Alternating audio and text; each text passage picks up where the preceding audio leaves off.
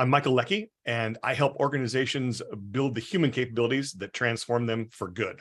I'm Mark Bowden. I'm an expert in human behavior and body language, help people all over the world to stand out, win trust, gain credibility every time they communicate. And Michael Leckie, what do we do together? Together, we help great leaders become transformational leaders. And today we're going to talk about one of the things that gets in the way of becoming a transformational leader. And quite frankly, that's that before you were a great leader, before you were a CEO, you always had a CEO to talk to and to talk things through with.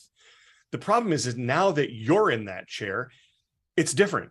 There's different expectations. The people, maybe many of whom were your peers, if you're promoted from within inside the organization, or people that you're new to meeting, but you can no longer just talk through half-baked ideas with them. You have to bring something more to the table, or they're going to have some kind of almost mental whiplash. I mean, Mark, what's your experience with this? Yeah, so we see this with clients all the time, especially ones who are trying to create, a digital business, a really new business model, transform companies.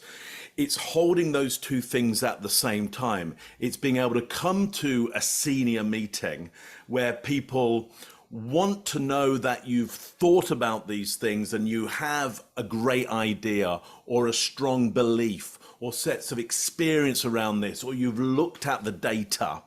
They don't want you to be that kind of thinker that feels like they're making it up in the room. That was fine for some of those let's just spitball it kind of meetings. They need that leader who they feel they can really get behind. Now, at the same point, and Michael Leckie, you are always a master at this, it's about being able to hold the not knowing at the same time and be really open about that, because you're going to be in meetings, there is going to be a real element of you don't know. They know that, you know that, they know that, and all the way down the line. And unless you're honest about what you don't know, and unless you are truly honest about what you are convicted of and what you believe, it's not the leader for the modern business today. But look, Michael, what are your thoughts on this? I couldn't agree more, obviously, and thank you for quoting me back to me. That's always fun. But you're right. I mean, people don't realize there's a term I've used called the know nothing leader. People actually don't know the kind of preparation and thoughtfulness that goes into not knowing. The ability to come in and not know something with confidence, to leave the things that are clearly questions, because we're talking now not about leading just through running a company and even growing a company. We're talking about transforming a company. And when you're doing that, you are, by definition, moving into the unknown, and yet it can't be chaos. And so you have to know things. So you have to have a place where you can talk it through, where you can think it through, where you can get your unknowing, where you can perfect your ignorance to the point that it needs to be taken to your team and show them vulnerability and yet confidence, that shows them humility and yet courage. And that's something that's really hard to do on your own. So I guess the question it begs is, where can you do that? Mark, what are your thoughts on that? Yeah, look, it's really hard to find a place to do that, because not only have you got to perfect that unknowing, but also you've got to perfect what you believe.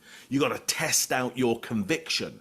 You got to test that out with people who might be able to call you out on that conviction. Look, maybe you got mates, maybe you got your best friends, maybe you got people who you sit and have, garden drinks with, or maybe you got family who will hold you account to that, but maybe you just don't. And my guess is you can't rely on your senior leadership team to do that with you. You're meant to be leading them right now. So look, that is one of the things that we do for our clients. Sit down with them regularly, certainly once a week minimum, okay? And hold them to account on the not knowing, but also hold them to account on what they should really know, which is not that stuff of the data. Other people can handle that. It's the stuff of the belief system. Michael, tell us a little bit more about what that looks like. Absolutely. Absolutely. If you want to perfect a really brilliant not knowing, and if you want to be in a place where you have a safe space in which you can talk, practice, think, get ready, run it through, be like you're on that stage, then that's what we're here for. We take on Very, very limited clients, very few, probably 3 to 4 within any given year. And we spend a lot of time with you. We build a connection, we build a relationship. We become that safe space. We become that harbor. We become that stage. We become that practice room. We become that dojo. Any metaphor you want to come up with is probably we've done some version of that. And it's different for everyone. But what we know is we do this for 2 reasons. It works and we love it. This is something that we discovered doing together, how powerful it was and the impact it had. And the recommendation was you've got to do more of it. Well, there's only so much we can do. But if you think you might be the kind of person that you want us to do this with, or you know somebody like that, we'd love to have a conversation. Just reach out. The information is all there at the bottom of the screen and elsewhere on the site here or on the YouTube page, wherever you're accessing it from. Get a hold of us. Let's have a conversation, explore the idea, see if it's a mutual fit, and we'll tell you all about it.